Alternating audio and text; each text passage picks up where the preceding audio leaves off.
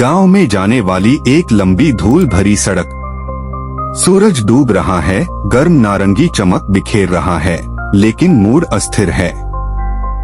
सड़क सुनसान है, पेड़ों से घिरी हुई है और घना कोहरा छाया हुआ है। राघव अपनी कार में आता है।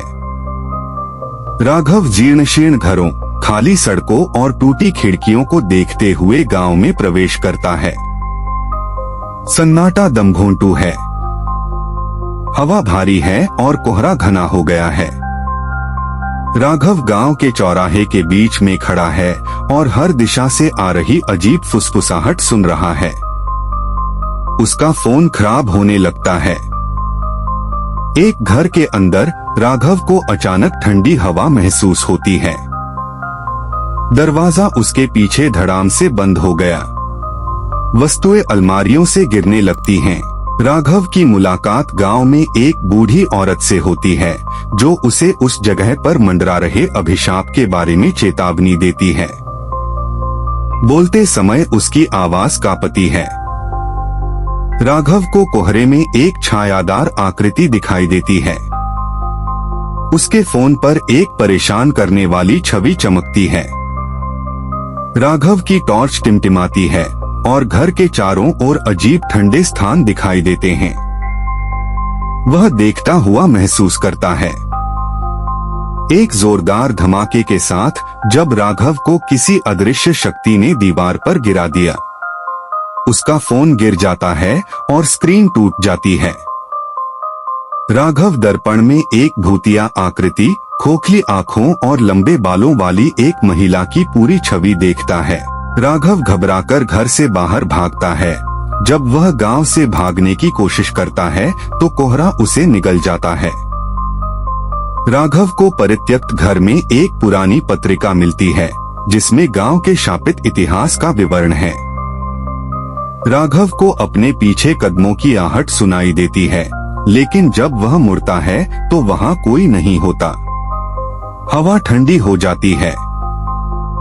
राघव को छाया से अपना नाम फुसफुसाते हुए एक आवाज सुनाई देती है, जो उसे गांव के केंद्र में पुराने कुएं की ओर खींचती है। राघव इस अभिशाप को समाप्त करने का रास्ता खोजने की उम्मीद में स्थानीय पुस्तकालय में खोज करता है। उसका फोन फिर से खराब होने लगता है। एक पुराने हॉल से गुजरते समय राघव एक टूटे हुए दर्पण में खुद को देखता है। उसका प्रतिबिंब स्वतंत्र रूप से घूमने लगता है। अंधेरे हॉल में राघव के सामने एक महिला का भूत प्रकट होता है। उसकी आंखें खोखली और चेहरा पीड़ा से मुड़ा हुआ है। राघव अपने पीछे भूत की आवाज सुनकर गांव की अंधेरी गलियों से भागता है। राघव को किताबों की अलमारी के पीछे एक छिपा हुआ कमरा मिलता है, जिससे गांव के अंधेरे अतीत का एक डरावना मंदिर सामने आता है।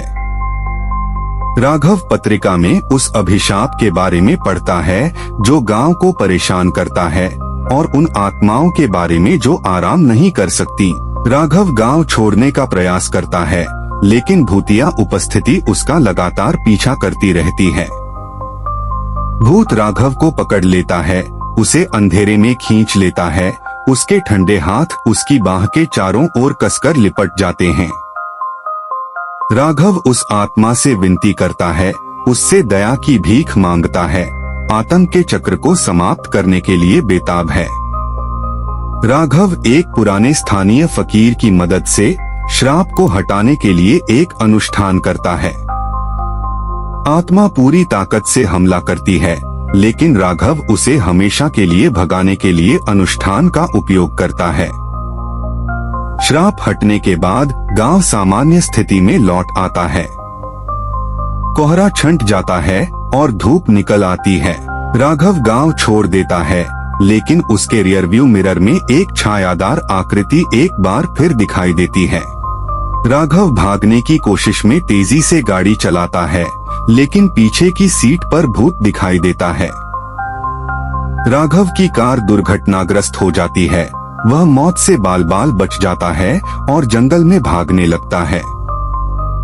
जंगल के बीचों बीच राघव का आखिरी बार भूत से सामना होता है। राघव भूत को नष्ट करने के लिए अंतिम कार्य करता है और जंगल शांत होने लगता है। जैसे ही राघव अनुष्ठान पूरा करता है, भूत हवा में घुलने से पहले एक अंतिम चीख निकालता है, कोहरे में गायब हो जाता है। शापित गांव शांत होने लगता है। कभी धुंध से ढका रहने वाला गांव सामान्य स्थिति में लौटने लगा है। फूल खिलते हैं और सूरज की रोशनी कोहरे को चीरती है। राघव दूर से देखता है।